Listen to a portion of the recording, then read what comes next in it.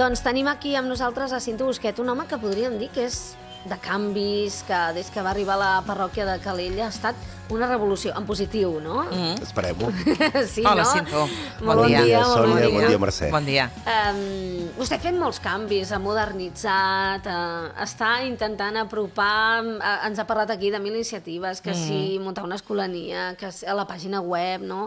Ha participat molt activament doncs, en fer una crida contra aquesta injustícia dels presos i en general, no? Vull dir que s'ha mogut molt. L'Església Catòlica va cap aquí o no? O encara costa? En general, perquè clar, parlem i esglésies moltes coses alhora, no? Hi ha molts nivells, en el sentit que si tenim una visió a nivell internacional que també, en el meu cas, per recorregut vital l'he pogut tenir i la continuo tenint, em sembla, doncs crec que som l'organització mundial que més està compromesa des dels grans principis, les grans denúncies, està sobre el terreny amb moltíssimes iniciatives per la justícia social i per una germanor real, per una solidaritat molt concreta. Si anem després, per exemple, a la posició concreta del que representa els responsables, per exemple, de l'Església Catòlica en els diversos països, en les diverses zones, de si s'han implicat més o menys a la problemàtica dels seus llocs, varia de lloc a lloc. Trobem llocs, vull dir que si anem a Amèrica Llatina, doncs ha hagut també diversos moments, pensant en els temps de les dictadures, pensant en els temps actuals. Crec que el balanç en general és molt i molt positiu, pensant també en diversos llocs d'Àfrica, pensant també a llocs d'Occident, a molts països d'Europa. Si ens anem acostant i doncs diem, per exemple, l'Església espanyola o l'Església catalana, pensant, quan diem església, amb els bisbes, doncs podrem fer una valoració que varia molt. Clar. Concretament, per exemple, respecte a la problemàtica nacional catalana, podríem dir que, per part meva, humilment, diria que la Conferència Episcopal Espanyola doncs, ha perdut una gran oportunitat de dir el que el Magisteri Universal de l'Església diu, aplicant-ho al cas català i espanyol.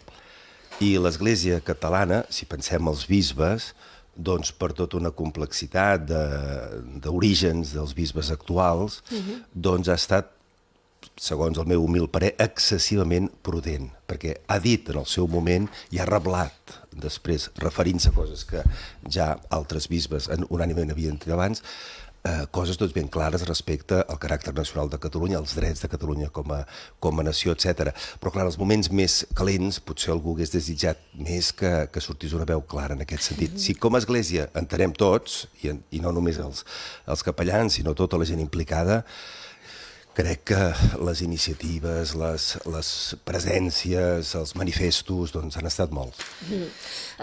Perdona, digues, Sònia. Cinto, hi ha diferència entre l'Església espanyola i l'Església catalana? Sí, determinar com hi ha diferència entre Catalunya i Espanya. Sí? L'Església no és una realitat estranya o diferent de la societat en general. Això a tot arreu. Per tant, el tarannà de la societat espanyola podem dir que és el tarannà de la major part dels catòlics espanyols. I quin és aquest tarannà? És un tarannà doncs, que per història recent doncs, tendeix a ser força progressista, força conservador, força espanyolista, encara que, per justícia, hi ha molts catòlics espanyols també molt compromesos en partits d'esquerra, en molts moviments socials, des del feminisme, no parlem ja de situacions de marginació, etc. No? Entenc que l'Església catalana és més moderna que l'espanyola? L'Església catalana tenim una altra història i tenim una altra sensibilitat, com la societat catalana en general. També quan globalitzem doncs, hem d'especificar, perquè la societat catalana d'avui no és la societat catalana de fa 100 anys, 50 o 20. I per tant, en general, el caràcter català és dialogant, és més obert, és més plural, i per tant això es reflecteix també en el tarannà de l'Església, de la gent compromesa en l'Església catalana. Durant molts anys hem sentit aquí des de la COPE, no? Des de l'emissora de la Conferència Episcopal, estic pensant en el senyor Jiménez Los Santos, no? Que ha dit moltíssimes, no? I s'han aguantat moltes coses. Per què Per què no s'ha pogut... Parlo d'abans de la situació actual, abans del procés fins i tot, no? Vaja, que això ja generava independentistes, no? El senyor Jiménez Los Santos. Per què no s'ha pogut parlar? Per què no... Des d'aquí s'ha dit alguna cosa sobre aquells atacs, sobre aquesta... Perquè en el fons és una mena com de perdó, igual estic opinant, és com un verí llançat a la zona, que atia l'odi. És un verí que atia l'odi i, per tant, realment també ser de membres amb responsabilitat de l'Església Espanyola que s'han avergonyit molt d'això i que han fet també el que havien de fer per posar-hi remei. Però també és veritat que hem de dir, per exemple, s'ha parlat molt de la COPE, però s'ha parlat poc de Ràdio Estel, que és la nostra ràdio catòlica catalana. Home, és que diguem-ne que Ràdio Estel no deixa anar les perles que deixa anar la COPE. No, és a dir... O que deixa anar Jiménez Los Santos. No té res a veure. Per tant, és a dir... Clar, vull dir que la repercussió de Ràdio Estel no és tanta en el sentit de que no es diuen les bajanades, perdoneu-me, però és que les bajanades que diuen alguns professionals de la comunicació... Coses fora de lloc, totalment. Es pot dir que són fora de lloc. Totalment. Vull dir que hi ha vegades que és una opinió i que totes les opinions... A veure, totes les opinions són respectables. Fins a cert punt, no? Fins a cert punt, quan es fa apologia de l'odi, evidentment no, no? Però només, fins i tot sense arribar a aquests extrems, també en el cas televisiu espanyol, el canal 13, el TV13, també, doncs, molt de dretes, molt espanyolista... Molt conservador. Molt conservador. Molt. I llavors dius... Fins i tot les pel·lícules que passen al llarg del dia són tremendament conservadores. Sí. No he pogut entrar en detall perquè miro poc la tele i menys certs canals. Sí, doncs... Però això va passar durant anys, permetin, com es diu en castellà, de aquellos polvos vienen estos lodos, també. No va ser també un caldo de cultiu abans d'arribar a tot això, no? Allò que es deia el català emprenyat, amb perdó, i aquesta mena de crear aquests dos bàndols, no? Com si no hi pogués haver entesa, perquè tot això es podria solucionar parlant, no? I arribant a una entesa de respecte mutu. Entenc que vols dir que l'Església Espanyola, concretament, hagués pogut propiciar millor, també des dels seus mitjans, doncs tota una altra manera d'enfocar el problema en el qual ens trobem. Fer de cristiana, fer d'església cristiana, diguem-ne, que és els valors cristians, no? Jo he de dir que quan vaig tornar a Catalunya va ser justament el 28 de juny de l'any 2010. És el dia en el qual el Tribunal Constitucional va tombar aquelles parts de l'Estatut, que és l'inici de tot el problema amb la intensitat que l'estem vivint. I llavors doncs, he hagut de seguir molt tota aquesta qüestió, també des de dintre de l'Església, i jo somiava, jo creia, com a ingenu cristià, que en el fons creu que el bé sempre avançarà, i continuo creient-ho, que l'episcopat espanyol, i podríem dir tot un gruix d'intel·lectuals i de persones representatives de l'Església espanyola podrien liderar una altra manera d'enfocar el tema, entre cometes, de la unitat d'Espanya. En quin sentit? Vull dir que la unitat cristiana no és una unitat imposada, és una unitat sempre basada en la llibertat i en el reconeixement de l'altre, en la seva alteritat. Per tant, la unitat d'Espanya que els partits unionistes estan defensant és una unitat que simplement no reconeix per res Catalunya com a entitat, per tant, d'aquí ve tot el que ve, i per tant, doncs, això no és una manera de... no té res a veure amb la unitat que es parla des de l'Evangeli i des de tota la tradició cristiana. O sigui, la unitat vol dir que jo respecto la teva llibertat com Déu la respecta la de tots. I per tant, és a dir, si tu vols estar amb mi, doncs n'estaré agraït. La llibertat amb la diferència, en el respecte a la diferència. Per suposat, i que no és caos, i que no és anarquia, i que es respecta les lleis, que es van canviant, un altre punt, no? Aquesta cantarella, las leyes, la Constitución que todos nos hemos dado, el respeto a las leyes, tot per suposat, però la llei mai és un absolut. Això també és un principi de doctrina cristiana. Allò que va dir el rei, que la llei està per sobre la democràcia... No. Perquè la llei la fa el poble. Exactament. Sempre, és a dir, tota la visió cristiana, podríem dir l'antropologia cristiana, la sociologia cristiana, la teoria política cristiana, es basa que la persona està per damunt de tot, la persona humana, singularment i col·lectivament. Sento, s'han canviat les aigües? Encara el truquen molt dels mitjans generalistes? Vostè se n'ha apartat una miqueta? Les dues coses. També és veritat que els mitjans realment doncs, és més fàcil que s'interessin. Perquè vostè durant una època es va convertir en el mossèn, perdoni, català més mediàtic. No, que té memes. Jo ho vaig dir un dia, a mi una persona que em segueix a xarxes que està a Madrid em va enviar un meme sobre ell i jo li vaig dir, ai mira, doncs és el mossèn del meu poble, no? S'han calmat les aigües? Sembla que sí. També és cert que jo he donat negatives al seu moment en alguns mitjans que em continuaven a trucar per si volia aparèixer en tertúlies o donar la meva opinió, perquè vaig veure que era instrumentalitzat i caricaturitzat, simplement el corrent independentista i per tant també de les reaccions a les xarxes veia que no servia per fer entendre més un diàleg. Vaig tenir algun resultat positiu en aquest sentit, però la gran part era simplement encara posar més llenya al foc i em va semblar que en aquest sentit, si no era una cosa seriosa, doncs que rebutjava. Per tant, entenc que ha fet un pas, no endarrere, però sí al costat? En el sentit de no anar a fer declaracions que no contribueixen a un millor ambient. Clar. Perquè aquest era l'objectiu des del primer moment, fer-se entendre, és a dir, i llavors...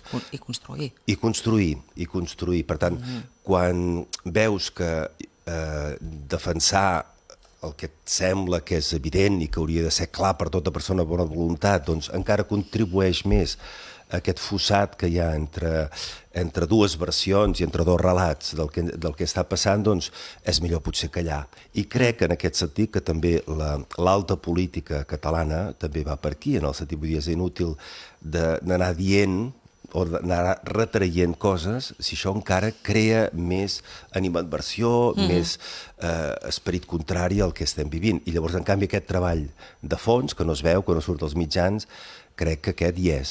Hi és en la política, hi és també en l'àmbit de l'Església, que tenim molt present que potser ara la prioritat és que aquestes persones que viuen a Catalunya, que se'ls ha despertat com una desconfiança, com una animadversió visceral a tot el que representa aquest projecte que a través del procés s'ha anat engrandint, doncs que s'adonin que val la pena que fem un projecte compartit i que de mica en mica objectivament puguin veure quina de les propostes porta cap a una solució millor per a tots. Per a tots, catalans i espanyols que viuen a Catalunya, per a persones que senten catalans i espanyols i per als espanyols en general que viuen a la resta de l'Estat. Un dels temes dels quals més s'ha parlat darrerament relacionat amb l'Església és els casos de pederàstia que han anat sortint. Déu-n'hi-do, un tema que fa molt de mal a tothom i que hi ha molta gent dins de l'Església que s'ha sentit molt dolguda. Que no fa massa va venir el bisbe de Girona, Francesc Pardo, que va estar aquí i va fer declaracions sobre això. Però també n'hem sentit d'altres que des d'aquí ens han corprès, no? Com per part de responsables de l'Església que estan molt dolguts amb això, que els hi sap greu, que creuen que cal anar fins al final, i d'altres que han menystingut d'alguna manera el dolor de les víctimes. Què els hi podria dir vostè? Bé, crec que, per exemple, hi ha hagut algunes declaracions desafortunades dintre un context d'haver parlat una estona. Per exemple, l'arquebisbe Jaume de Tarragona va dir tots podem tenir un mal moment. Clar, treus aquesta frase fora del context del que ho deia, el mateix que vam fer amb en Jordi Cuixart. Però quin era el context? El context és simplement que certament tot el que fa referència a la pederàstria, a l'abús de menors, és condemnable al 100% i no hi ha justificació. A tot arreu, a la família, en l'àmbit esportiu, en l'àmbit de les escoles i, per suposat, en un àmbit que hauria de ser intachable, com és el de l'Església com a referent moral, és que no hi ha, és a dir, permissió zero. Aquest mal moment... No, què vol dir? Això no es refereix en el moment de la gestió la gestió equivocada de l'Església respecte a això en el seu moment, la condemna és clara i els protocols han canviat i s'han establert. Però hem de tenir present també, és a dir, que jo crec que l'Església, a nivell, doncs, és aquesta organització internacional que ha establert uns protocols molt clars i que hi ha hagut una visibilització de tot el que hi ha passat. Que s'ha fet també en altres àmbits, no sé fins a quin punt, segurament que també, però que el que volia dir és que, crec que és el que volia dir, que en la persona, en tota l'esfera de la sexualitat, és una esfera doncs, que fàcilment doncs, pot haver-hi fragilitats en un moment de la vida. Sí, però en menors. No, ni en menors, és exacte. Sí, no estava dient... Entre adults... No, però no podia, quan volia dir... Jo crec que és important, per exemple, l'arquebisbe Jaume és molt immediat, és una persona així que a vegades doncs, diu les coses i les diu sense pensar-les. O més que sense pensar-les, tampoc crec que s'ha de ser molt conscient quan es parla en mitjans, quan es fa una declaració pública, que tot el que dius, n'hi ha prou que diguis una frase, que aquella frase pot esdevenir un titular, i que per tant has d'evitar tot allò que pugui portar a una extrapolació. Però quan es parla de sexe amb menors, que una persona amb càrrec a l'Església digui que tothom pot tenir un mal moment... No, sí, però exacte, no... Ara, passo, és a dir, no vull justificar la declaració, ni vull... El que voldria dir és que no és el que volia dir. No és el que volia dir. Ara bé, en els casos, és a dir, analitzem fredament el que ha sortit en aquestes setmanes a Catalunya i donem-li la importància que té. Què vols dir? Una cosa... és a dir, jo no he anat en profunditat cas per cas, però sí que me sembla sorprenent que coses realment que van passar fa molts anys en una ocasió, una cosa, per exemple, és un comportament reiterat o un abús clar de tipus genital, etc. No? Una altra, és a dir, un possible tocament en una ocasió que vés a saber fins on va arribar i fins on després també te l'has imaginat, no és per alleugerir el que pugui haver-hi. El que ha d'haver-hi és totalment sempre reprovable. Però el que em sembla és que s'ha orquestrat tota una sèrie de ressonància molt forta en uns quants casos que hi ha, és a dir, jo no em considero que formi part d'una entitat ni mafiosa, ni degenerada, ni pervertida sexualment. Jo em sento molt orgullós de ser capellà. Tots els meus companys amb els quals tracto, amb els quals treballo, són persones que viuen, em consta, amb molta pau i amb molta alegria el seu celibat, com a donació a la comunitat, i que viuen doncs, una fraternitat i una amistat molt bonica, i la major part dels 410.000 capellans que som en el món som gent així. I per tant, que per una minoria molt gran, perquè som molts, perquè també és veritat, vull dir que l'Església en el seu moment no va portar bé i no va gestionar bé tot el tema de la sexualitat en general, més des d'una banda de tenir tapat el forat com una de repressió, d'un enfoc més aviat negatiu de tot el que feia referència a la pròpia sexualitat i a la sexualitat dels altres, que això s'ha gestionat objectivament malament en moltes persones i en general l'aproximació. Però s'ha fet tot Vostè creu que s'han tapat moltes coses? Se n'han tapat. És a dir, és objectiu que ja ha sortit des de pel·lícules a relacions, vull dir, en certs països no es tenia... Aquest és el problema més greu, que els bisbes, que en el fons els que en tenien la responsabilitat, no han tingut consciència en el seu moment de la seriositat i del que comportava actes d'aquest tipus i, per tant, en comptes d'aturar els peus, de fer investigacions dins de fons i si hi havia una equivocació d'aquest tipus, doncs certament retirar del càrrec i de l'exercici del Ministeri, doncs van anar pensant això, que era un mal moment i que més o menys ja se'n sortiria a un altre lloc, canviant tot això, i certament es va gestionar com ha sortit en molts països. I que aquí també, doncs, jo en els casos concretament de Catalunya que han sortit, dic, no ho he aprofundit. Parlem de l'Abadia? De l'Abadia, per suposat, però per suposat és que em sembla vergonyós, i ho dic ben clarament, em sembla vergonyós la ressonància que se li ha donat a aquella persona, que no sé tot el que hi ha darrere, però dius, em fa tuf. Parlem de mossèn Andreu Soler? No és mossèn, era germà el monjo, Andreu Soler. No estic dient que no hi hagués res, El que va haver-hi, en el seu moment, quin era el responsable, que no era l'abat actual, va prendre les mesures que va considerar pertinents, que no dic que fossin les millors, no ho dic, però que en aquest moment, a 25 anys de distància, aquell noi de 17 anys, que veus algunes fotos que veia, no me semblava que era molt abusat, sinó que estava en un joc que ja li anava bé, que tregui això contra Montserrat, jo no vull anar més enllà, però en el moment del procés polític que vivim, i tot el que certs mitjans han dit de Montserrat per desqualificar Montserrat, sabent el que representa Montserrat en el col·lectiu i en l'imaginari català, a mi això em fa pudor de socarrimat. Però... és a dir, i que això i que s'arriben a dir coses...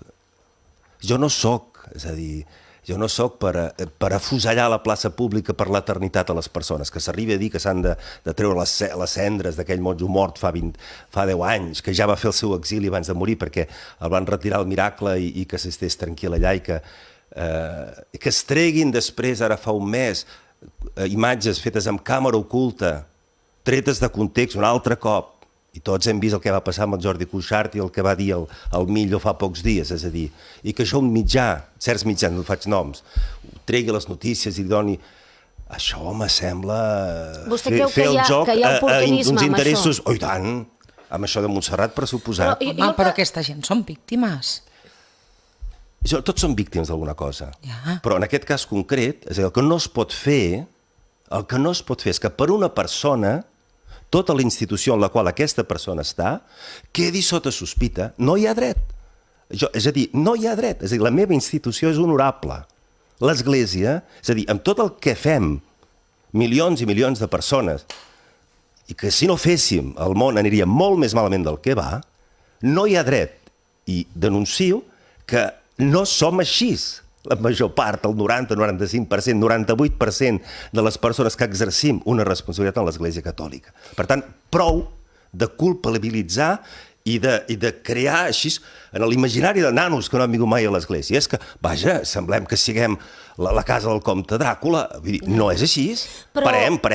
És a dir, i l'Església està fent molt seriosament, vull dir, està afrontant això d'una manera molt sistemàtica a nivell universal.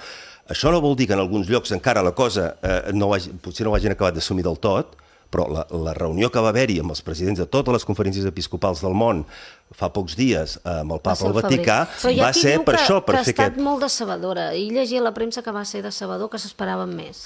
Però què vol dir això? És a dir, estem fent... És que aquest Sant Pare...